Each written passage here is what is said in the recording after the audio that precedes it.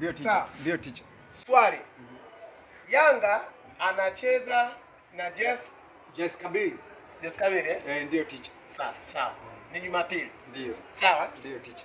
Wakati huo Farabat anacheza na Al Ahly. National Al. Ndio teacher. Jumapili. Ndio teacher. Safi. Uko vizuri? Sawa. Yanga na point 5. Ndio. Sawa. Ndio teacher. Farabat huyu ndio nani? Farabat. Ana point 8. Ndio teacher. Sawa. Ndio teacher. Sasa Yanga kwamba Yanga akishinda anakuwa ngapi? Akishinda. Sasa kwa nini ashinde teacher? Si ndio tunagawana kwanza hapa. Sema Sare. Akitoa sare anakuwa na point 6. Alikuwa andika 6. Kwa hiyo hapa anakuwa na 6. Anakuwa na 6. Kwa hiyo ana sare. Haya sawa. Na Farabat yeye kule akitoa sare, kule sare hatoi. Ongeza point 3 za Farabat. Kwa hiyo Farabat kule anashinda. Anakuwa na 11. Anakuwa na 11. Kwa hiyo Farabat ana 11. Kwa hiyo tunaandika 11. 11. Kwa hiyo sasa maana yake kwamba Yanga anabaki na point 6. Sasa teacher usitumie hiyo njia. Kwa sababu ukitumia hiyo njia Yanga atafuzu. Umeona? Sasa hapa tutumie magazi juto. Magazi juto. Au logarithm itufute yeye atafuzu. Okay. Sawa. Kwa hiyo hapa tunaandika kwamba 5 Yanga 6. Unaona? Kwamba hapo tunaandika kwamba hapa kwamba 5 ndio jumlisha 1 plus 1. Sawa. Sawa. Alafu Farabat 8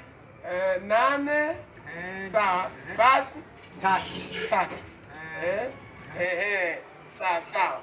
Haya. 5 kwa moja ngapi? Kuweka y sasa. 5 ni ya y. Ndio ni Yanga. Sawa. Alafu hii ni Farabat. Tuweke hapa Farabat. Weka kwa juu hapa. Hizi ndio magazi juto. Farabat. Sawa. Kwa hiyo Yanga akitoa Yanga anashinda. Yanga anashinda kujumlisha 1. Bro. Hapa na 6. Kwa sasa tumeweka huko. Kwa hiyo hapa ni 6. 6. Farabat na akishinda Farabat anakuwa Farabat 8 jumlisha 3 sawa na 11. Yanga anakuwa Yanga hii njia. Yanga mapema tu. Sasa kimfano tubadilishe njia. Tutoe kwanza. Sawa, tutoe kwanza. Basi tutumie kipeuo. Tutoe kwanza. Kwamba Yanga sawa y ndio hivyo. Ana pointi 5. Sawa. Plus akishinda. Sawa. Akishinda anakuwa na point 8. Alafu Farabat akadraw. Sawa. Yeye ana point 8. Plus akisale anakuwa na point 9. Sawa.